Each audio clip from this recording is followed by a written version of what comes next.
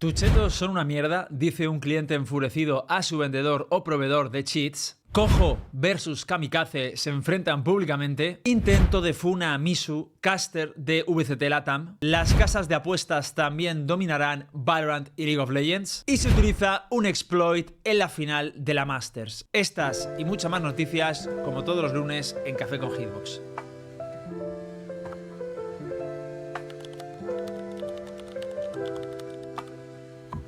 Prepara tu taza, aroma en el aire, con Hitbox despierta, comienza el viaje, charlas, ideas, temas de interés. Esto es Café con Hitbox, tu pausa del estrés.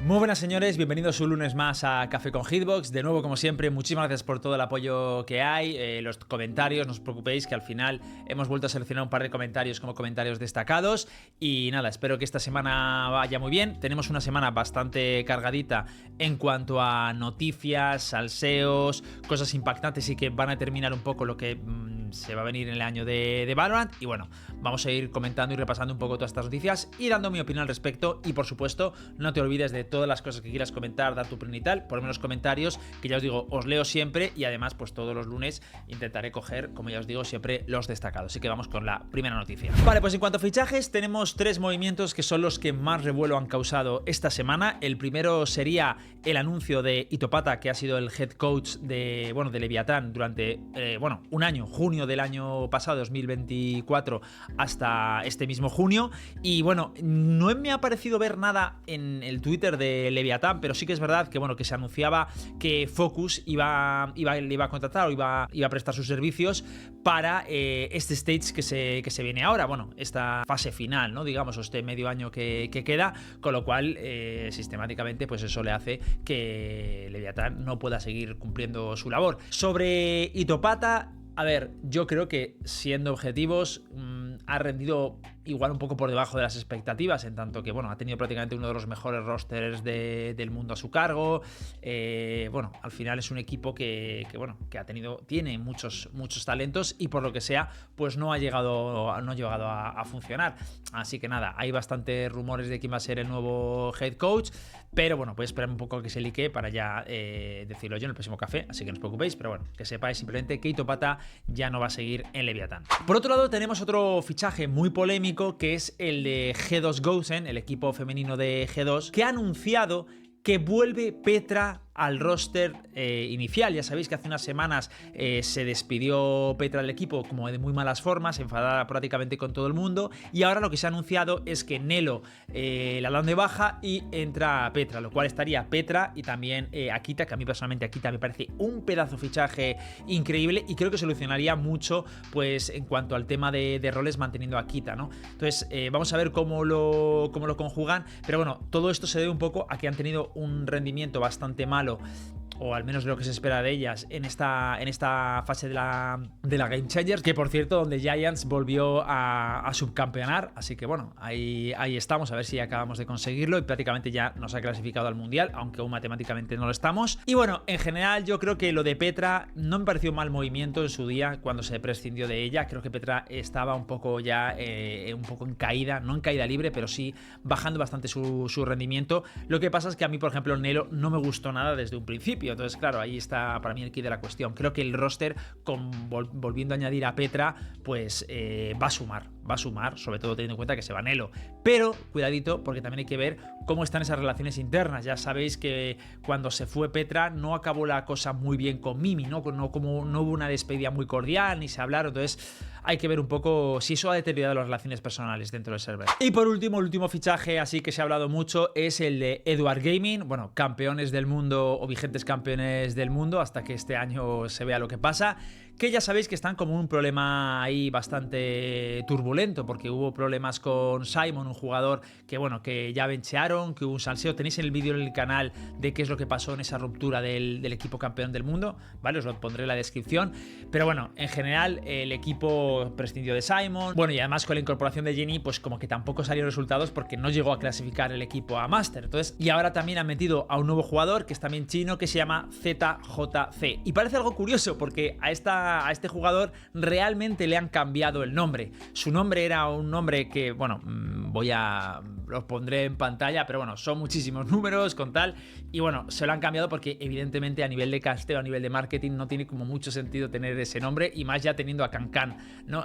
Por ahí rondando. Entonces ha hecho mucha gracia porque se ha comentado mucho en redes sociales, ya que su nombre la gente le llamaba golpe al teclado. Porque bueno, al final se emulaba el típico golpe que damos al teclado y que el teclado escribe solo, ¿no? Entonces, o cabezazo al teclado, como queráis decirlo. Y bueno, la gente estaba como haciendo muchas bromas en torno a que finalmente el nombre que ha tenido como que ya es muy insulso, que molaba mucho más el nombre anterior. Pues ponedme vosotros en los comentarios si os habréis mantenido en el competitivo con ese nombre. La verdad es que habría sido bastante gracioso ver a los casters pronunciándolo en mitad de un partido. Pero bueno, en definitiva, le cambian el nombre con el fichaje y ahora pues será para todos ZJC. Y en relación a Edward Gaming también vamos a hablar un poco de unas declaraciones que hizo Cancan hace unos días cuando le entrevistaron, bueno, posteriormente al haber perdido o perder el stage de China, que le impidió al equipo clasificarse a la Master. Entonces él hablaba un poco desde una perspectiva como más personal de cómo suponía esto, ¿no? Porque entender que, bueno, fue prácticamente el año donde campeonó, donde él fue designado prácticamente el MVP, el mejor jugador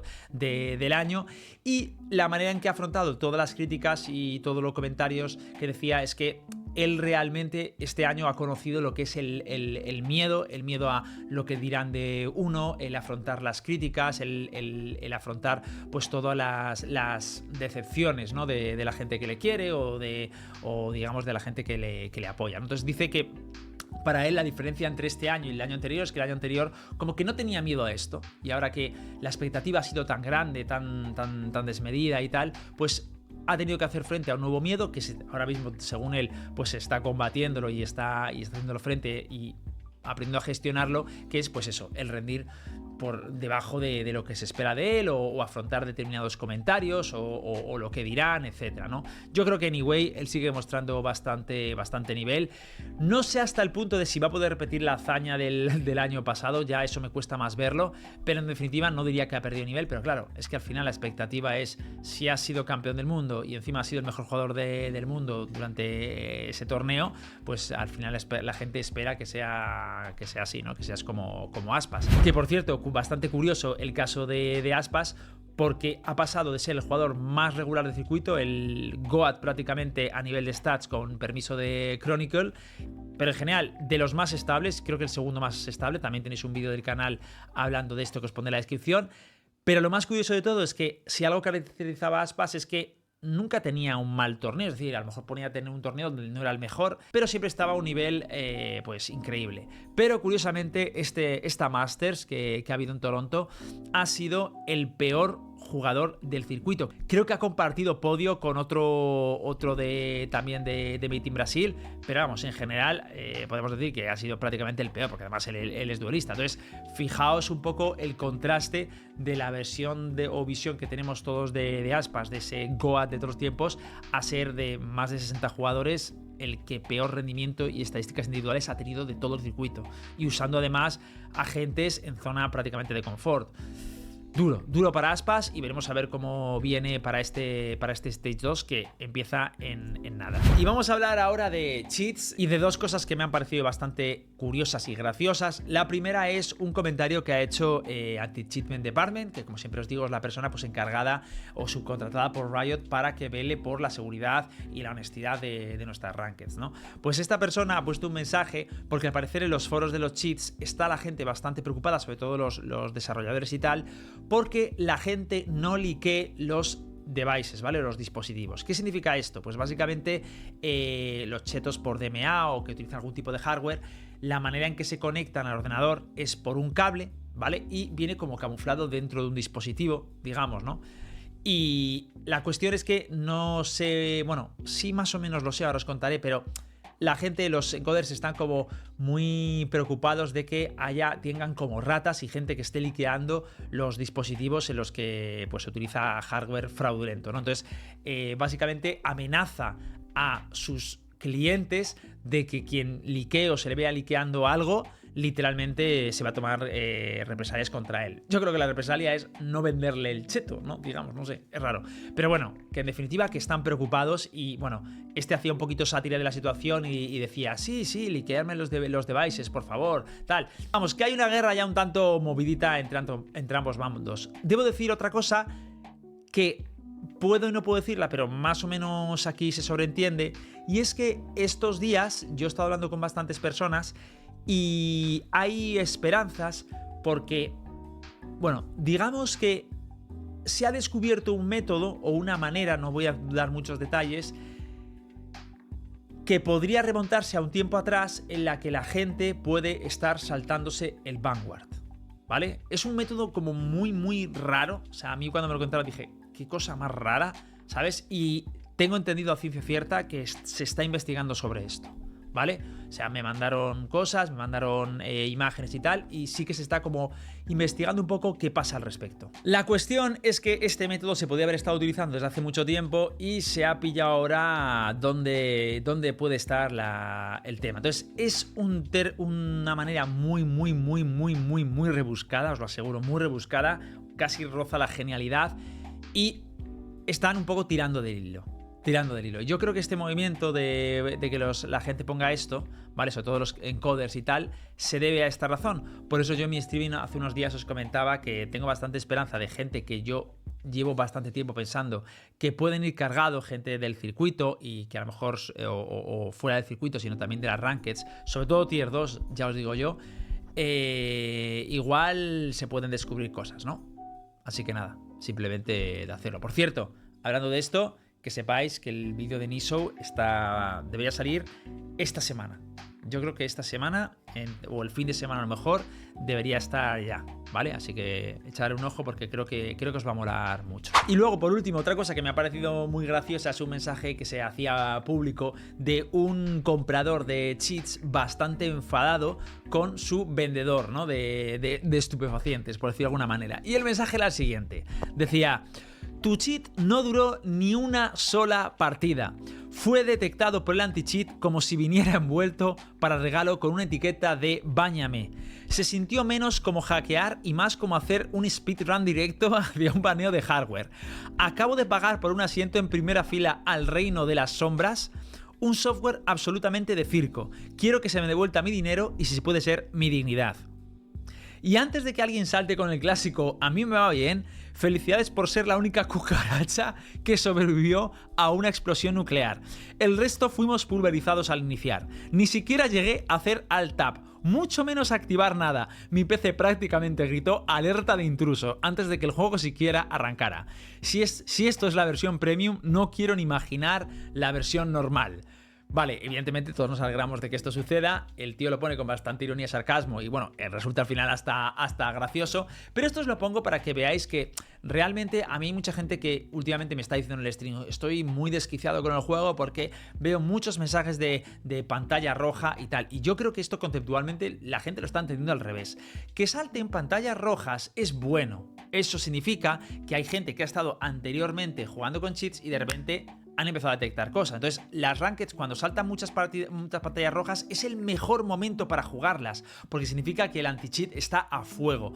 Donde hay que preocuparse es cuando no salen pantallas rojas y las rankeds están como están. Entonces, por eso os digo que cuando veáis pantallas rojas en las partidas y que tenéis varias partidas con pantallas rojas, alegraros, porque ese es el mejor momento y eso es buena señal de que Riot está cumpliendo su trabajo. Y ya os digo que, como os digo siempre también, el tema de los cheats no es perfecto, no es una situación buena, ¿vale?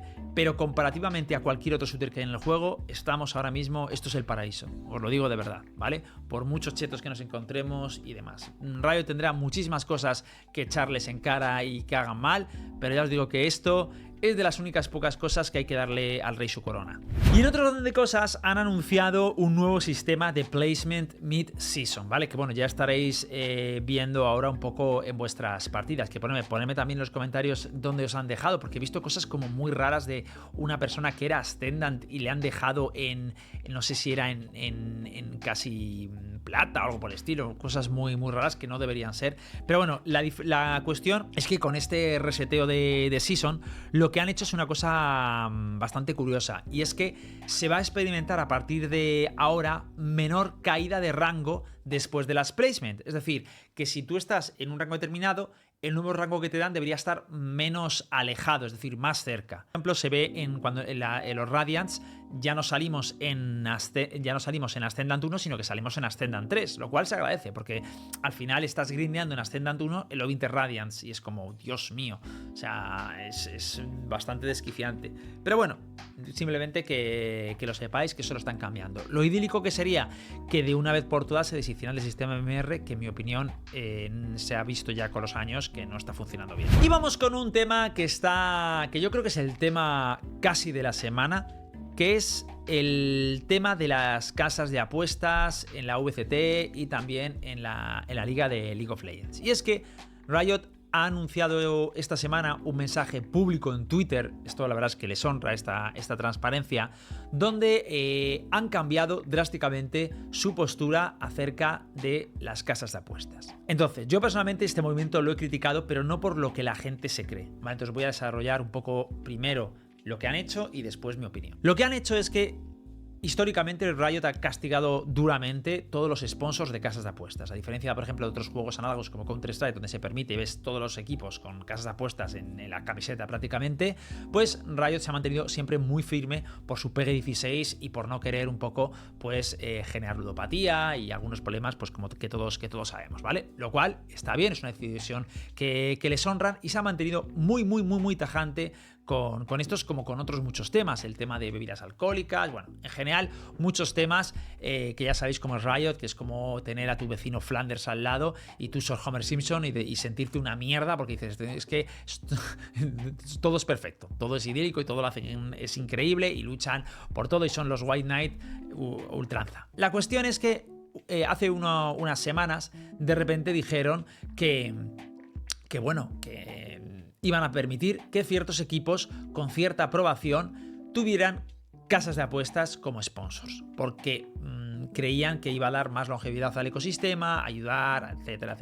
Y bueno, esto ya lo comenté en su día, pero lo que ha salido ahora es una nueva noticia donde lo hacen de una manera mucho más oficial y dicen que van a permitir las casas de apuestas dentro del circuito, ¿vale? De la VCT, sobre todo del Tier 1, ¿vale? El Tier 2 aún la cosa no es viable. La cuestión es que las van a permitir, pero con unas ciertas condiciones o cláusulas, ¿vale? Entonces, ¿en qué consisten estas condiciones? Lo primero que se dice es que la lista de casas de apuesta que está permitida tiene que pasar previamente por Riot. Riot va a tener una lista que es esta sí, esta no, esta sí, esta no, ¿vale? Una de las razones que también argumentan para decir que por qué están permitiendo las casas de apuestas es porque realmente dicen que las apuestas ya existen, estén reguladas o no estén reguladas, pero que es que no estando reguladas, ¿vale? Las casas de apuestas que lo hacen, hay como un mercado negro y oscuro mucho más grave. Entonces al final lo que quieren intentar hacer es tener una lista de casas de apuestas con las que trabajan y tener un intercambio de información de tú a tú con ellas, para el mercado más oscuro, el mercado más negro o las apuestas más underground, pues quitarles bastante tarta, entiendo, y mover pues a la gente que decide apostar a esas casas de apuestas oficiales, donde se ve que pues el proceso es mucho más limpio, mucho más honesto, y esto pues así desincentivar que haya amaños de partidos y cosas como turbias, ¿no? Porque como todo esté como más regulado, porque hay una estrecha colaboración entre Riot y la casa de apuestas, lo cual me parece bastante lógico. Luego también ellos dicen que, bueno, los clubes que quieran patrocinarse o promocionarse con estas casas de apuestas tienen que mandar la solicitud, Riot les tiene que aprobar y habrá como una serie de cosas de lo que pueden hacer y lo que no pueden hacer. Pero lo que a mí me ha sorprendido un poco es que dicen que lo van a hacer de una manera responsable y que no quieren que las retransmisiones oficiales se vean con logos de casas de apuestas, con promociones al juego, etcétera, etcétera. Entonces eso no va a copar esos espacios. Entonces claro, aquí yo digo, vale, entonces lo que vas a hacer es que los equipos vas a permitirles que se sponsoricen de la manera que sea, pero en el circuito oficial no va a figurar nada de casas de apuestas. Pero ¿qué es lo que sucede? Que luego hay un momento, un párrafo en el que dicen que también una de las cosas buenas que tiene todo esto es que les va a permitir reinvertir las ganancias de las casas de apuestas y tal en el Tier 2 y en el ecosistema. Con lo cual, al final, según ellos, todo va a estar como mucho más beneficiado porque todos va a permitir financiar el Tier 2, porque ya todos sabemos que las casas de apuestas y todas estas empresas de gambling tienen un montón de dinero, pues va a permitir que se genere mucho más capital, que vuelva a florecer, etcétera, etcétera, etcétera. Claro, aquí a mí me surge una duda, pero ¿cómo vas a ganar tu dinero si me estás diciendo que tú no lo vas a poner en tu espacio? Yo lo que entiendo es que ellos van a tener como unas... Esto es una suposición mía, a ver si alguien lo tiene más claro, que me lo ponga en los comentarios, pero yo entiendo que es como van a dar unas concesiones a unas casas de apuestas que les van a tener que pagar a Riot un fee para que puedan operar dentro de la VCT y en sus equipos, y Riot va a cobrar de esto, ¿no? O va a salir los anuncios en algunos espacios de Riot, pero que no sean la propia transmisión oficial, ¿no? Entonces todo este sistema de gestión de licencias, etcétera, es lo que les va a dar dinero y eso es lo que van a reinvertir, entiendo. No, porque es que si no, no entiendo cuál es la otra. O cobrar unas tarifas a los equipos que contraten casas de apuestas, esta sería otra. Pero en general van a cobrar dinero de las casas de apuestas, ¿vale? Voy a dar mi opinión al respecto, porque aquí tengo muchas opiniones. La primera es que Riot me parecen unos terribles hipócritas. Y es una vergüenza cómo han gestionado todo, ¿vale? No por el hecho ya de que tú decidas patrocinarte o promocionarte con casas de apuestas, que eso puede estar más o menos bien, ¿vale? Yo, de verdad, esto es cosa mía, me puedo equivocar y cada uno tenga su opinión y totalmente respetable, pero soy muy partidario de no asumir una función paternalista respecto con la gente y con la audiencia y decirle lo que se puede promocionar o lo que no se puede promocionar. Creo que lo que habría que hacer es enseñar a la gente a pesar de que hayan estos anuncios y tal, tener una conducta moderada, una buena gestión, tratarlos con especialistas si puedes llegar a tener algún problema, etcétera, etcétera. Vale, pero creo que el estar siempre con prohibiciones al final no hace ningún beneficio a la gente, a la ciudadanía y tal, ¿no? Y hay que, dentro de lo posible, permitir que el individuo, pues, pueda autodeterminarse, decir esto sí, esto no. Oye, pues hay muchas maneras de gestionarlo, ¿no? Y por cierto, os aseguro que sé cómo es el tema de la ludopatía. No estoy hablando sin conocimiento de causa. Entonces, lo que quiero decir con esto es que podría llegar a entender, ¿vale? Que esto ya es algo de cada uno, que quieras permitir esa publicidad de las casas de apuestas o de gambling o lo que quieras, siempre que lo hagas, insisto, pues con unos principios de responsabilidad, no permitiendo una publicidad deshonesta, decir te vas a hacer rico con esto, tal, porque eso evidentemente puede dañar, sobre todo a gente joven que no está formada, que no tiene mucha experiencia, ¿no? Con esas promesas al vacío, cuando todos sabemos cómo funciona esto y que en el 99% de los casos son pérdidas. Lo que a mí me duele, en el fondo, es que hayamos estado, y yo hablo por mi experiencia de 6 años, pero tengo compañeros de profesión que han estado casi trabajando con Riot durante 10 años, demonizando todo esto, ¿vale? Prohibiendo todo. Incluso gente que te decía, oye, mira, es que tengo un programa que se puede cerrar y estos sponsors pues pueden venirnos muy bien para que podamos hacer lo nuestro. Y no, bajo ningún concepto, no se permite, como, bueno, el diablo, el demonio, esto no, esto tal. Y bueno, si te mantienes ferro en eso, vale. Pero ¿qué pasa? Que ahora que las cosas van mal y que Riot empieza a tener problemas de dinero, que empiezan a perder presencia en el circuito competitivo, ahora ya los principios y las máscaras se caen. Entonces, esos principios que se cayeron cuando la gente de tu entorno, proyectos, clubes, jugadores, lo que fuera, te lo pedía, decía, oye, económicamente lo necesito para subsistir, que otro cantar ya es si realmente eso se necesita para subsistir o no, que no me voy a meter ahí porque eso es un speech mucho más. Pero sí que es verdad que el motivo era el mismo. Se argumentaba necesidad económica, porque nadie querría meterse en los sponsors si no fuera por el bienestar económico que le dan a un equipo, a un club, a un jugador, lo que sea. ¿vale? Que ya cada uno lo que haga con su alma y con su moral. Pero me parece que han estado ignorando todo eso, pero cuando ya son ellos los que tienen problemas, la empresa AAA, que Tencent, pues ya entonces así, ahora sí ya se permite, vamos a permitirlo, porque claro, como me afecta al ecosistema y indirectamente me afecta a mi bolsillo y cada vez menos gente juega o hay menos crecimiento en Valorant, porque esa es la frase correcta, entonces ahora sí que lo vamos a permitir. Entonces eso a mí me parece de un cinismo y de una hipocresía brutal. Y yo lo que critico, cuando critico siempre estas cosas, no es el hecho de que te sponsorices con apuestas, gambling y tal, que eso, insisto, es otro debate, sino el cinismo, la falsedad, la hipocresía de haber estado manteniendo que tenías unos principios, que si pegue 16, como pasa con todo el tema, también ha pasado con el tema de Flor, con el tema de Sinatra y otros muchos temas que van de White Knight, de caballeros blancos, de salvadores, de empresa de principios, y luego resulta ser todo mentira y fachada. Y mucha gente me dirá: oye, Hit, pero es que al final son las empresas y les interesa el dinero. Pues prefiero 1000 veces más una empresa como Valve, que pueden ser unos canallas, que pueden ser unos tiranos o muchas otras, pero que al menos no tengan la desfachatez de mentirte a la cara diciendo que adoptan ciertas cosas porque realmente tengan compromiso con la ciudadanía o con la sociedad o tal. Si tú quieres promocionar algo o hacer algo, di lo que lo haces incluso por la gente, pero no me vengas que tienes unos principios y que tienes unos valores y que si el PEGI, cuando todo eso te importa una mierda.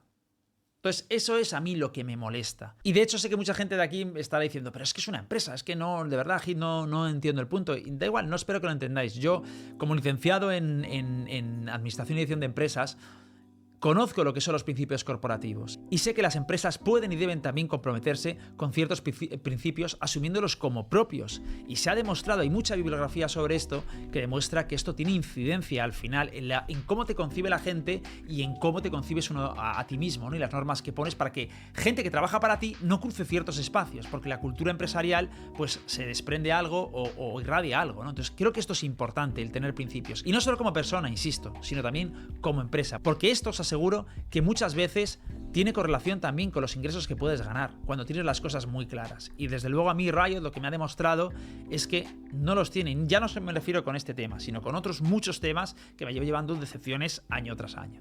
Entonces, por concluir un poquito todo y canalizar, no estoy en contra necesariamente del tema de casas de apuestas como sponsors, sino con la falsedad y los cambios de pivote y de rumbo y el intentar hacernos ver o proyectar una imagen de Riot que no son, y todos lo sabemos. Ya está, es eso. Respecto a esto, al movimiento, ¿qué tal me parece? Y si creo que va a ayudar al ecosistema, yo categóricamente creo que esto va a ayudar. O sea, lo tengo clarísimo que esto va a ayudar. ¿A qué estamos renunciando? ¿A fomentar el juego? ¿A tal? Sí, es duro. Cada uno tendrá que hacer un poco el balance personal. Hay gente, yo creo que escuché que Lembo, por ejemplo, se estaba replanteando ya dejar el Valorant esto, y es absolutamente respetable. Eso yo ahí nunca me gusta meterme en la moralidad de cada uno, de lo que considera bien y que está mal. Creo que eso es un espacio propio y cada uno debe tener sus cosas. Y de hecho detesto a la gente que intenta siempre como imponer su moral a los demás, ¿no? o su ética, ¿no? Que es como sería más como la reflexión. Cada uno que aguante su corona y sus espigas y ya está. Pero lo que sí debo decir es que objetivamente creo que va a ayudar. Lo único que me puede preocupar es que me entristece porque muchos equipos afranquiciados que firmaron con Riot hace 3, 4 años, creo que fueron 3, cuando se metieron aquí, Riot tenía unos principios. Entonces, si esos clubes realmente tienen esos principios de, oye, que igual puede no serlo, puede que tú hayas entrado y digas, oye, como mi socio o Riot no le gustan estos sponsors, pues yo no los tengo y ya está. O puede que sea lo contrario, es genial, estos tíos que no les gustan los sponsors, porque a mí tampoco me gustan, estoy súper cómodo en tu liga y en tu ecosistema. Pero ahora, de repente, con ese cambio de opinión, estás arrastrando indirectamente a todos los demás, ¿vale?, a que también suscriban ese movimiento. Y eso es una putada, porque estás condenando a tus partners. Entonces, ahora ¿qué hacen los equipos que realmente estaban muy en contra de todo ese tipo de sponsors y llegan a una liga donde van a tener una desventaja competitiva brutal, porque van a tener a su competencia pues teniendo unos contratos muy valiosos y la gente dirá, bueno, pues que se busquen otros contratos. Os digo yo como influencer y content creator y que me llegan emails, cientos, a los correos de casas de apuestas, de cosas así, que no hay comparación entre lo que suelen ofrecer unas marcas y otras. Juegan en otra liga por el dinero que bueno, es que solo hay que ver al final, porque evidentemente pues cómo se está extendiendo ya solo en España, no sé si en LATAM también esto es tal, pero bueno, y es que la adicción al juego y a todo esto pues es bastante densa, ¿no? Sobre todo hay gente que pues que tenga problemas como la ludopatía, que es algo que es muy difícil de afrontar. Entonces nada, simplemente quería saber vuestra opinión al respecto. Por favor, con prudencia, o sea, con madurez, con desarrollo, ¿sabes? Si queréis opinar sobre esto. Y vamos ahora con los salseitos que sé que os gustan bastante. Vamos a empezar con un problema o un intento de funa que le hicieron a Mitsu, que fue creo que fue la semifinal de la Masters o algo por el estilo. ¿Cuál fue el problema? El problema fue que ella, pusieron como mensajes en pantalla de chistes, utilizando mucho como la ironía y el doble sentido, etcétera, ¿no? Y ella, estaban pues las riendas y ella estaba como que le costaba un poco entender ciertos mensajes o indirectas y estaba como pensando los dobles sentidos y tal, y estaba como una risa un poco incómoda de Dios, no sé, no lo estoy entendiendo muy bien tal.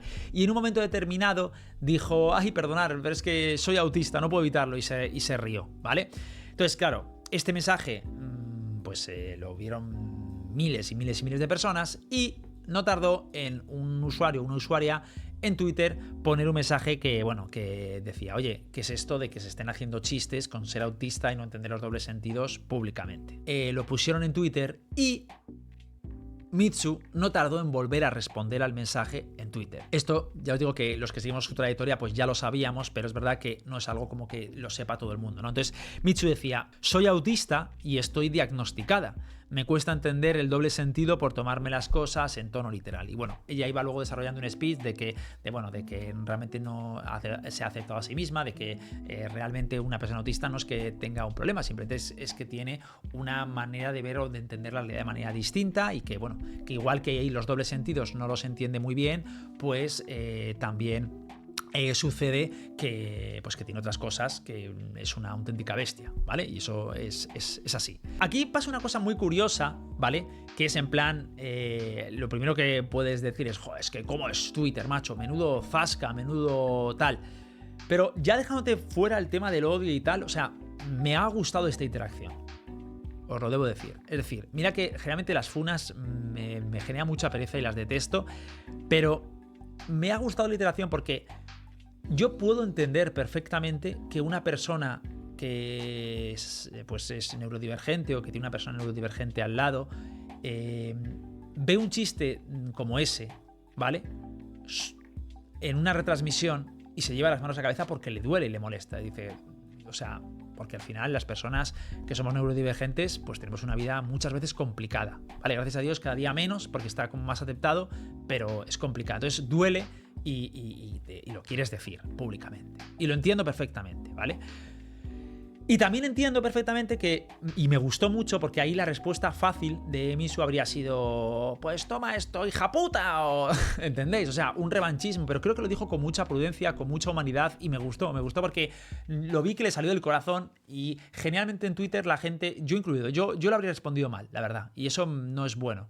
Creo que o sea, yo habría fallado, ¿sabes lo que quiero decir? Yo habría respondido en plan chulo, porque a mí yo por ejemplo personalmente cuando me atacan me siento atacado y me sale la vena chula, pero no debería ser así y creo que Mitsu lo hizo muy bien, me gustó mucho su reacción, fue muy, muy bonita, digamos, ¿no? O sea, no fue como un jódete, fue algo como más honesto. El por qué también me parece una cosa muy curiosa es porque mucha gente cuando ve a Mitsu y a otras muchas personas que son neurodivergentes o son autistas, creo que esta palabra ya como que no se utiliza, tenemos un concepto de una persona que se le ve muy claramente, ¿vale? Que es neurodivergente. Y esto no es así, ¿vale? O sea, ya os lo digo como persona afectada, que no es así. De hecho, hay muchas cosas que pasan aquí. De hecho, mira, os he puesto este libro, ¿vale? Que es un libro que a mí me maravilla, que se llama Pues no se te nota, ¿vale? Este libro os lo recomiendo,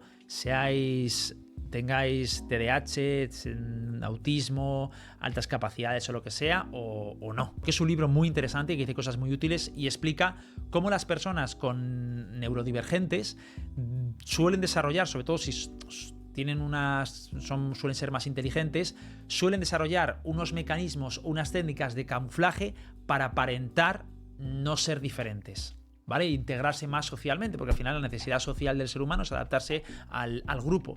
Y está muy bien, y esto lo utilizo como así para, pues como siempre hago recomendaciones, este libro, pues no se te nota, de Bea Sánchez. Habla sobre esto, habla de todos los mecanismos que vamos desarrollando para un poco integrarnos socialmente. Y hay gente que no necesariamente tenemos que tener un autismo de grado 1 o grado 2, sino que hay diferentes, digamos, grados o graduaciones. Entonces hay gente pues, que puede notársele más, notársele menos, y que realmente, como dice Mitsun, no es algo negativo. Y este libro lo explica muy bien, es una manera de subjetivamente cómo lo valora la sociedad. Cuando vemos algo que es distinto a nosotros, tendemos a valorarlo negativamente, pero eso no significa que lo sea. De hecho, hay un ejemplo que a mí me parecía muy curioso, que es una persona que, por ejemplo, tenga hasta esquizofrenia, ¿vale? Que no sería exactamente estos casos, pero para que veáis el contraste, una persona que tenga esquizofrenia o que tenga digamos, ciertas visiones y tal, ahora mismo, pues evidentemente uno lo ve y tiende como a generarle como pues un fuerte choque, ¿no? Pero hace siglos eran chamanes que vivían en tribus y que la gente iba a pedirles consejo. O sea, es así. Entonces, nuestros cerebros funcionan de una manera muy distinta en cada caso, y creo que es importante entender cómo funcionan, respetar y entender que en la diversidad también está la riqueza. O sea, lo que no es razonable es estar defendiendo que somos una sociedad cada vez más integradora, cada vez más progresista, pero luego estas cosas como la neurodivergencia o lo que resulta distinto a nosotros lo rechacemos sistemáticamente, ¿no? Entonces eso, simplemente que deciros que cuando veáis una persona que, y perdóname la expresión, parezca normal, no descartéis que pueda ser una persona con altas capacidades, con autismo, con TDAH, que literalmente por lo que ha sufrido en su vida o por todos los traumas o experiencias que haya sufrido, ha cambiado para parecer una persona normal, ¿vale? Y eso creo que es un claro ejemplo de Mitsu, porque cuando yo lo escuché y lo estuvimos comentando hace como 2 años, vi mucha gente que ponía en los comentarios rollo, oye, pero si no se nota nada, tal, no sé qué. Es que muchas veces no se nota. O sea, evidentemente hay casos que se notan una barbaridad, pero que no necesariamente es así, ¿vale? O sea, que hay grados, hay sistemas de camuflajes, hay muchísimas cosas que intervienen, que eso siempre lo mejor es ir a un especialista, que son los más acondicionados para resolver esto, ¿vale? Y nada, ahí os dejo también la recomendación del libro, que a mí la verdad es que me cambió bastante. Y luego vamos con el tema de Fnatic y bueno, y todo lo que se ha estado hablando de Boaster y también el salseíto entre Cojo y Kamikaze. Bueno, lo primero que debo decir es que Boaster se ha hecho trending topic porque objetivamente podemos decir que tuvo una final horrible. Fue prácticamente a nivel de kills e impacto en tal, fue un 4 vs 5. Y en la rueda de prensa, pues Boaster se desploma y comienza a llorar, responsabilizándose y criminalizándose de lo que había sucedido con el equipo y de que, bueno, de que no había jugado bien, no había estado a la altura. It is what it is, but yeah, I just think PaperX, I'm happy for them, but at the same time, I'm just so disappointed in myself, and I could have done more for the team. You know, seeing how upset they were after the game, I should have just soldiered through and just tried to find as much energy as possible, and then yeah. Thank you, guys.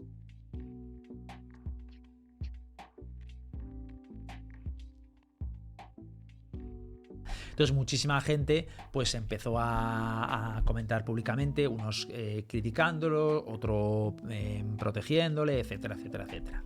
Yo no me voy a esconder y debo decir que su performance en el partido fue horrible. Y lo digo y no me escondo, fue absolutamente horrible. O sea, desde toma de decisiones hasta impacto en partida, kills, tiros que falló, estaba desubicado. Yo ya dije en la retransmisión en mi Watch Party que yo creía que estaba enfermo, estaba mal. O sea, que aparte Booster, pues ya sabemos todos el nivel individual que tiene, que no es de los más tieres del circuito, pero que yo ya le notaba raro y parece ser que un familiar suyo confirmó que realmente la final estuvo mal. Lo que pasa es que no lo expuso mucho ni lo contó mucho porque no quería que sonara excusa, lo cual le honra, pero sí que es verdad que estaba mal. Se le veía que cuando hacían rondas él no celebraba, la cara que tenía estaba como raro, ¿no? Pero, pues mucha gente le ha criticado y ha hecho alusión a que, bueno, que lleva una trayectoria, que Fnatic no estaría donde está, etcétera, etcétera, etcétera, si no fuera por él. Hice un análisis del primer partido de Fnatic, ¿vale? Y mucha gente entendió el punto, ¿vale? Porque lo expliqué con un análisis que hice del primer mapa en streaming. Booster ha tenido una relevancia brutal en lo que es Fnatic. Fnatic posiblemente a día de hoy es el equipo más estable del mundo. Para mí es el mejor equipo del mundo a nivel histórico de los logros que ha conseguido. Es verdad que no ha campeonado, pero siempre ha estado ahí. Y os aseguro que a día de hoy lo más difícil en un circuito es siempre estar ahí. Siempre, sistemáticamente o casi siempre, llegar a X fases con un roster prácticamente igual, esperar un poco siempre los mismos resultados y Fnatic lo consigue. Fnatic es un equipo que tiene una propuesta de valor desde el principio, que ha ido refinando con el tiempo y su estilo se ve muy claro. Es un estilo de fundamentals, de estándar, de medir todo milimétricamente, de protocolos, de nos hace la primera kill y holdeamos y luego esperamos el friceo porque va a haber una kill, de cuando muere un extremo el otro tal, pusea, o sea, todo está hipermedido y es muy bonito verles. Es verdad que a mí me parece un poquito a veces aburrido porque por esos friseos que hace, pero en general se ve muy marcado ese estilo y eso es claramente por Booster. O sea, no tengáis ni duda de que es por él. ¿Podría hasta hacerlo sin él? No lo sé. Eso es un misterio. Porque es verdad que por mucho que tengas tú esa psicología de equipo, esa forma de jugar, y todo el mundo lo tenga muy claro, cuando entra un IGL nuevo, cuando entra una persona que lleva un poco también todo el componente táctico, no carbura igual. Entonces es un problema. Entonces Booster para mí, desde luego, claro que tiene mucho valor, claro que es una de las razones por las que Fnatic juegue tan bien al juego, ¿vale? Pero también es verdad y es innegable que el último partido ha dado pena. O sea, Booster tiene que esforzarse duramente porque su performance y su pegue mejoren. Vimos una época del Booster, creo que fue el año pasado, que estuvo a un muy buen pegue. Eso es lo que tienes que esperar de Booster. Entonces, a mí no me vale el argumentar que no, es que ofrece ya mucho, ofrece otras cosas. Es que tiene que ofrecer otras cosas y también matar. O sea, tiene que buscar un punto intermedio. No es ni matar lo que está matando ahora, ni que mate como Alfajero o Chronicle, pero tiene que matar, porque es que si no es muy difícil ganar 4 contra 5. ¿Saben? Entonces, simplemente creo que el punto para mí crítico de lo que es Booster o la situación de Booster es un punto intermedio entre los que la defienden a ultranza, defendiendo que la importancia que tiene histórica y en el equipo, y los que lo critican a ultranza diciendo que tiene que salir ya del equipo, ¿vale? Es un punto intermedio. Yo creo que es muy importante que siga ahí, pero también es muy importante que le dé caña a todo lo que son el gap individual y mecánico, porque se ha visto ya que puede, pero a lo mejor exige más olas de él, pues es lo que tendrá que hacer, es lo que hay. En cuanto al salseo entre Cojo y Kamikaze, que es el director deportivo de Fnatic, Kamikaze hace unos meses, creo que fue esto en febrero, puso un tuit donde criticaba duramente a Fnatic, concretamente a Cojo, en muchísimas decisiones. Fue una crítica educada, un poco despiadada, porque criticaba muchas cosas. Yo, por no meterme mucho de tal, estoy muy de acuerdo con muchas cosas que decía, pero muy en contra de otras, ¿vale?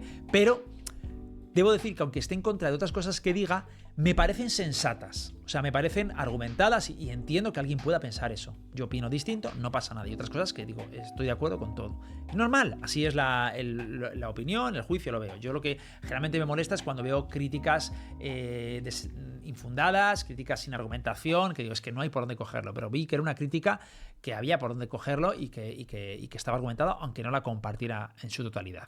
La cuestión es que parece ser que este mensaje de Kamikaze caló muy hondo en Cojo. Y Cojo, cuando quedó primero de la región de EMEA y segundo en Masters, puso un tweet retuiteando a Kami, ¿vale? Y decía: Tras quedar campeones de Europa, top 2 mundial en Masters, después de tomar todas estas malas decisiones, ¿vale? Entonces, repechándole un poco, que a pesar de todas esas malas decisiones que decía Cami, habían conseguido unos grandes resultados, porque han conseguido unos buenos resultados, eso es innegable, ¿vale?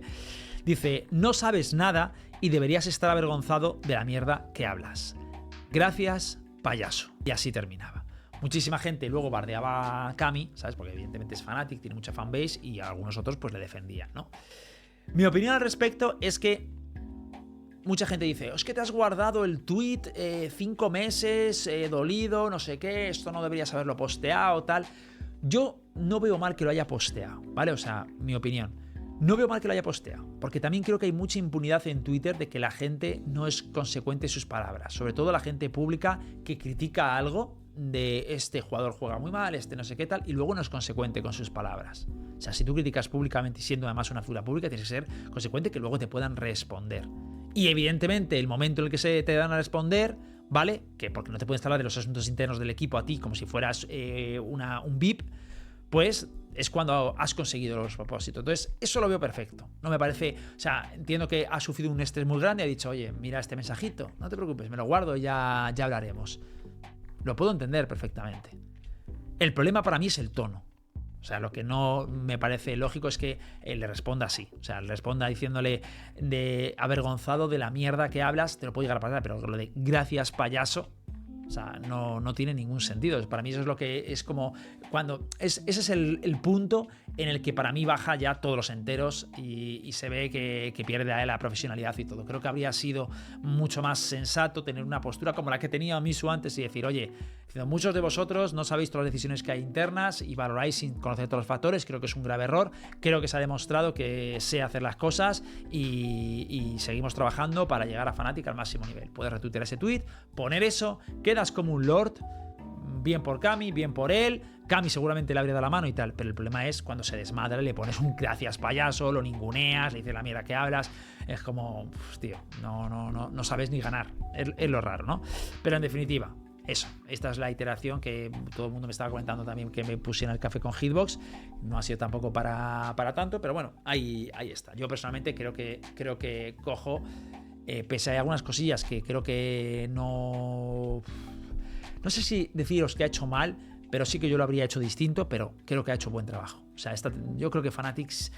Es que el día que creo que se hable más de lo difícil que es asegurar un top 1 en cualquier lado en este juego, la gente será más consciente de lo que le pedimos a los equipos top, tipo al típico G2, al típico Sentinels, de cuando decimos, no, es que tienes que campeonar, si no, no es nada. Es que campeonar en este juego depende de tantas cosas incontrolables que es que no le estás pidiendo peras al olmo. Es raro, pero bueno, ya hablaremos de eso. Y dejando ese tema, vamos a hablar ahora con otro tema bastante curioso, que es un mensaje que ha pasado bastante desapercibido sobre un dron que utilizó Paper Rex en la final de la Masters Toronto. El dron, os lo pondré aquí, es un dron que se utiliza en Sunset y es curioso porque este dron está prohibido.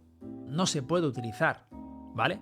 Técnicamente está en el reglamento. De hecho, este dron, hay jugadores profesionales de Tier 2 y de Game Changers que en los propios comentarios dicen que a ellos les han sancionado, les han dado warnings, les han puesto sanciones por utilizar este dron. Estamos hablando de ligas inferiores. Esto es el máximo nivel. Entonces me parece como muy curioso que esto no lo hablará nadie. Cuando estás utilizando un dron que en tu máximo nivel, en el partido más importante que define el campeón, y que lo tienes prohibido. No sé si han llegado internamente a generar algún tipo de castigo o algo, pero lo que sí veo es que me ha parecido que ha pasado completamente desapercibido y nadie ha dicho nada. Ni Fnatic, ni Paper Rex, ni la PP Riot, y ha sido la gente la que se está quejando. Raro sobre todo por cómo era Riot antes, hace 2 años, que cuando había una cosa de estas no pues lo hablaba. Lo que pasa es que creo que ha dado tantos problemas luego y ya no, yo creo que ya es como que no saben las soluciones de qué se tiene que hacer. De una breve sanción o repetimos ronda, que una final no puede repetir. Es como, ¿qué se hace? Entonces, no sé, es raro. Ponedme vosotros qué pensáis al respecto. Y luego una buena noticia para la gente de LATAM, porque se ha liqueado, ¿vale? Creo que aún no está oficial, que el próximo, un evento próximo que entiendo que ya es en el 2026, de la VCT, va a ser en LATAM. ¿vale? Yo con LATAM entiendo pues que será no en Brasil, ¿sabes? Entonces yo no sé si ya dieron, es que yo he escuchado un nombre ya, pero no sé si es ese, entonces no lo voy a decir, pero lo que sí más o menos está como liqueado es que va a ser en LATAM, lo cual me parece muy bien porque creo que lleva luchando ahí desde el principio, son un montón de gente, es una afición muy calurosa como es la brasileña, y creo que es bueno, creo que sí. A ver, luego hay que ver un poco dónde lo hacen, ¿no? Cómo lo organizan y el precio de las entradas y tal, sabes, que no se les vaya de madre, pero creo que va a ser rollo pues como el de Madrid, que lo va a petar, que va a haber un montón de gente y tal, porque luego ves otros eventos internacionales que lo hemos visto todos, que es que las butacas ni se llenan, así que yo solo espero que si se hace la TAM se reviente para que se hagan más, ¿no? Y al final sea como algo que quede ahí en la memoria de todos. Así que nada, eso, una alegría para toda la comunidad hispanoparlante. Y luego, por otro lado, han salido ya los grupos de la EWC, que empieza el 8 de julio y que, por cierto, yo haré Watch Party, ¿vale? Os recomiendo encarecidamente verla. Ya sabéis que esto es la eSports World Cup, que se celebra en Arabia Saudí. Hay mucha polémica con este torneo, pero tiene una cosa muy interesante, que es que se están dejando un dineral. Que si publicidad por todos lados, premios que son absolutamente increíbles, miles y miles y miles de dólares, Cristiano Ronaldo embajador. Entonces tiene pinta de que esta gente la va a liar pardísima y que el evento va a ser espectacular. De hecho, hasta dentro de la propia VCT se anuncia el evento. Entonces, simplemente deciros eso, es un evento que para mí va a ser prácticamente como la VCT, ¿vale? Porque además va a ser un evento presencial, así que nada, estaros pendientes para el 8 de julio que empiece, que nosotros estaremos viéndolo ahí en directo. Y eso, los grupos han salido, han salido 4 grupos, el grupo A, B, C y D, y bueno, especial mención al grupo D, que tiene a Fnatic, a Genji, a Edward Gaming y a 100 Thieves. O sea, 4 mastodontes, eso es un grupo increíble, pero también llama mucho la atención a mí personalmente el grupo A, porque está G2, Paper Rex, Bilibili y Carmine Core, ¿no? Es que todos los grupos están bien, realmente. Yo creo que el B y el C son a lo mejor un poquito menos tal, pero que también son grupos difíciles. Es que al final son todos equipos fuertes. Así que nada, que lo veremos ahí, un evento presencial, que creo que estos son muy bonitos, y ahora que es justo más una temporada que como que no hay torneo de competición, ahora en veranito, y se está como Dios, así que ahí os espero en la Watch Party. Y ahora vamos con la sección de respondiendo comentarios, ¿vale? El primero que respondemos es el de Fabio Tazat, que dice: hit, pero dame info. Banearon al racista, le cerraron la cuenta, ¿por qué? ¿Qué hace reportarlo si no actúan? Vale, esto lo dice por la última noticia que conté de Jin, de que se encontró en una ranked un racista que le puso la ranked imposible. Sí. No sé si está baneado, pero yo os diría que está baneado. En esos casos los banean con bastante facilidad, sobre todo si son streamers.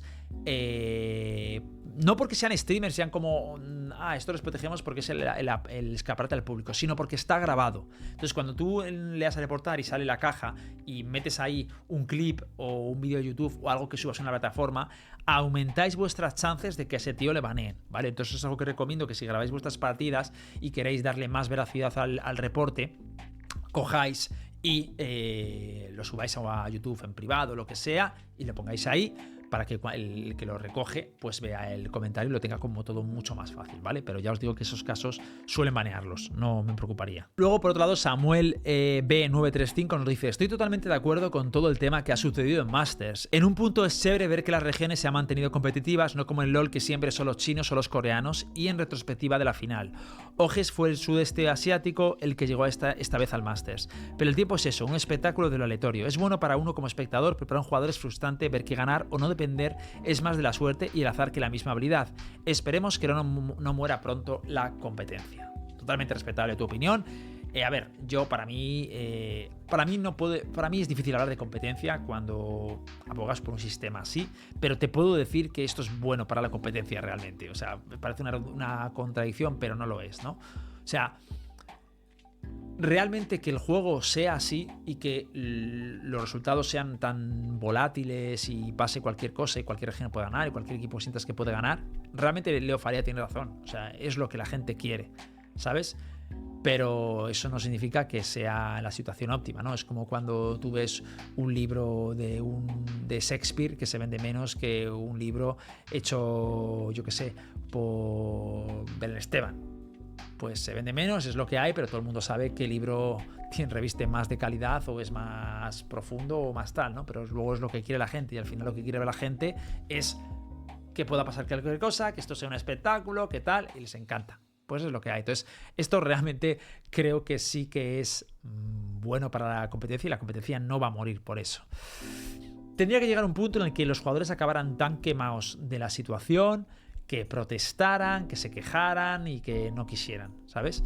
Que esto realmente ha llegado a este punto, porque lo vimos, y de hecho Riot ha dicho que el juego va a ayudar durante este año, que es a mí una de las cosas que me tienen ilusionado, para que sea menos aleatorio, menos tal, pero no creo que... O sea, el punto es que yo creo que a pesar de lo que hagan no va a cambiar sustancialmente. Algo lo modificarán, algo se hará más leve, pero seguirá estando ahí. O sea, seguirá estando el hecho de que, bueno, al final es lo que es. Entonces, no te preocupes que no va a morir la competencia por eso. Luego Hosber12 me dice, la pregunta es qué lo hace aleatorio al juego, el traqueo de balas, el que agentes vayan, o qué. Yo lo que veo es que la venden como que, por ejemplo, Fnatic, sabiendo cómo juega, un día se olviden de jugar, o G2, que para mí son de los más cabeza, le meten a la ronda y no tanto rush, pero siento que este juego, a tener tantas variantes, es lo que hace aleatorio, y estamos acostumbrados a humos flash y siempre se repita lo mismo. Mira, yo, para que entiendas esto, ponía un ejemplo a un coach, ¿vale? Que yo respeto mucho, a Future, ¿vale? Y le decía, y esto es una pregunta que os hago a vosotros, sobre todo la gente que sepa realmente de Valorant y de Counter-Strike. Si yo te dijera que cojo a 5 personas de un saco, que tú no sabes el nivel que tienen en shooters, ¿vale? Y te digo que tienes que ganar un mundial con ellos, ¿vale? ¿Con cuál crees que te costaría menos o sería más fácil? ¿En Valorant, ganar un mundial en Valorant, o ganar un mundial en Counter-Strike? La respuesta, y esto para mí es absolutamente inequívoca, es: en Valorant sería más sencillo. No porque... no, esto no quiere decir que sea sencillo, los dos es complicadísimo, pero en Valorant, ¿vale?, tienes más probabilidades de que se te inclinen las cosas y tengas partidos ganados que no deberías ganar, o que de repente cambie el meta y ese meta te beneficie. ¿Entiendes? Tienes menos skill gap. Entonces, de igual manera te digo que si eres, y esto le doy vuelta al argumento, si tienes a 5 tíos que son Dios, ¿con cuál te sería más difícil ganar un mundial? Te sería más difícil en Valorant que en Counter-Strike. Porque en Counter-Strike, como sabes que son Dios, es mucho más fácil que suceda ese resultado. ¿Por qué? Porque es un poco lo que dices tú, pero hay más cosas detrás, ¿vale? Tenéis un vídeo el de lo que Valorant oculta, que hablo de todo esto, pero al final lo que hay detrás es que en Valorant tienes muchísimos factores que, te guste o no, no puedes controlarlos. No puedes controlar el meta, no puedes controlar la dispersión de las balas, no puedes controlar la rotación de habilidades, no puedes controlar que de repente te haga una micro y te maten al smoker y la ronda se te vaya a la mierda, no puedes controlar la fuerza que tienen las ecos que se ganan con mucha más presencia que tal, que de repente te cambien, te quiten un agente como le ha pasado a G2 y de repente ya no puedes aspirar a hacer el juego que hacías antes. Muchísimas cosas que no te puedes obcecar o enfocar en ellas, ¿sabes? Entonces, tu manera de entrenamiento está como mucho más acotada, pero al mismo tiempo es mucho más fácil que equipos nuevos den sorpresas. Por eso te digo que, aunque en los dos casos sería muy difícil o muy imposible ganar un mundial, en Counter ya te digo que sería incluso más difícil, porque todo está coreografiado. Como los recursos son más finitos y es más simple y se puede leer mejor la partida, todo pasa como una partida de ajedrez. Tú ya en tu cabeza son 50.000 jugadas posibles, pero ya tiene todo el mundo la jugada establecida de las 10 próximas jugadas que se van a celebrar. Pues en Counter pasa lo mismo, no te pueden sacar de ahí. Entonces al final va a ser quién ejecuta mejor eso y quién pega más fuerte las balas. Y además las balas son menos RNG. Entonces se ve al final quién es mejor con más facilidad. De hecho, prueba de ello es Vitality, que creo de hecho acaba de ganar una Major, que no, creo que le rompieron la racha en uno, pero no sé si llevaba cuántos partidos ganados, y eso ha pasado siempre en Counter. O sea, que si Astralis, que si Virtus Pro en su día, que si el NiP de Get Right, o sea, el Fnatic, o sea, hay como hay rachas, o sea, gente que tiene como una hegemonía y la mantiene durante muchísimo tiempo porque sencillamente es un equipo superior y se ve, ¿entiendes? Pero aquí en Valorant, como hay tantas cosas que no puedes controlar, es como, bueno, evidentemente los que son buenos y vas a ser como Fnatic y vas a llegar a tal, pero te puede pasar que un día las cosas no salgan, que justo el equipo que tienes enfrente tiene 3 micros preparadas para y una micro bien ejecutada en este juego te la comes y no hay tu tía a día de hoy, ¿sabes? Entonces eso no puede pasar en otros shooters. Por eso os digo que es algo que a la gente pues le puede gustar o no le puede gustar, ¿vale? Sin más, pero por ahí van los tiros, ¿vale? Esto tiene mucho más desarrollo detrás y mucho más cosas y muchos más factores de los que hablar. Y luego, por último, hago mención a Oxiso, que me puso: las secciones de comentarios y recomendaciones me gustó. Esta semana veré la peli que recomendé fue 28 años después y ya vendré con mi opinión, pero confío en su buen criterio. Vale, aprovecho para 28 años después para decir lo que me gustó un poquito con spoilers, ¿vale? A ver, no voy a contar el argumento, pero voy a decir un poco el sentido que es lo que me gustó. La gente lo que ha criticado mucho es una escena muy emotiva que hay en medio, ¿vale? Y que como que no pega, ¿no? Con 28 días después o 28 semanas después, que es más como más crudo, más lineal, más directo, más a los zombies y ya está. Pero a mí me gusta mucho esta historia, primero porque te cuenta cómo se ha organizado una civilización 28 años después de que haya sucedido el virus, lo cual a mí eso me parece súper interesante, lo ves. Tiene como excursiones a lo desconocido que mola mucho, pero también hay un mensaje indirecto que me gusta mucho, ¿vale? Voy a dar un spoiler ahora, así que cuidado, que es el hecho de que el padre, cuando va con el niño, intenta hacer que el niño madure acorde a lo que espera de él, que es que mate zombies, que mate infectados en este caso, que se vuelva un hombre, la agresividad, la fuerza, la tal. Entonces está obcecado con que el niño sea así y siga sus pasos para que se forme como un hombre, ¿no? De ahí el que luego se ata como tan charlatán delante de la gente, se ponga a beber y a presumir de su hijo, ¿no? Porque es lo que quiere convertir en un hombre, ¿no? Y asocia el ser un hombre a hacer unas cosas que él tiene estipuladas. Pero lo más curioso de todo, y a mí lo que me parece muy bien pensado, es que el propio niño tiene otro dilema moral o interno o psicológico por detrás o por debajo, que es precisamente el que le acaba convirtiendo en hombre, que es el hecho de que tiene a su madre enferma, de que su padre está en otra cosa, de que nadie se ocupa de ella, de que tiene que llevarla a un médico a que cuide de ella, afronta sus miedos, porque la primera vez que viaja está cagado. Y él va afrontando sus miedos por el amor a su madre y también cuando tiene que aceptar que su madre le va a pasar lo que le va a pasar y pues evoluciona como personaje. Al final tiene que asumir que la persona que le cuida o que la persona que le va a cuidar o la persona que quiere no va a estar ahí y es una especie de duelo de aceptación de cómo debe ser la realidad o cómo va a vivir a partir de ahora, y eso es precisamente lo que le hace hombre. Por eso luego al volver a su casa decide seguir su camino o su curso. ¿Por qué? Porque entiende que su camino es distinto, no quiere seguir los pasos de su padre, no comprende que un hombre se forme como cree su padre o la vida que lleva su padre, sino que ha entendido otra manera de vivir. Y eso me parece bonito, que en una película de zombies, que mostrándote acción y cosas muy interesantes que a la gente que nos gusta los infectados y los zombies los disfrutemos, al mismo tiempo te da un mensaje de una manera más profunda o más subyacente que lo que esperas, ¿no? Y además, pues eso, la escena luego de la calavera y tal, que es como muy dura, muy tal, pero es... No sé, me gustó por eso, porque no es algo como lo que se ve normalmente, ¿no? Pero bueno, insisto, ponedme vosotros también qué pensáis, si os ha gustado la peli o a lo mejor os ha parecido un ñordo, porque ha visto mucha gente que le ha parecido un ñordo y bueno, es lo que hay, ¿vale?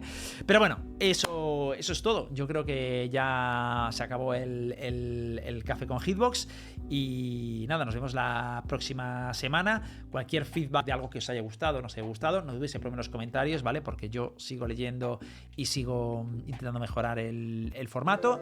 Y poco más, un beso muy grande y nos vemos el próximo lunes. Buena semana.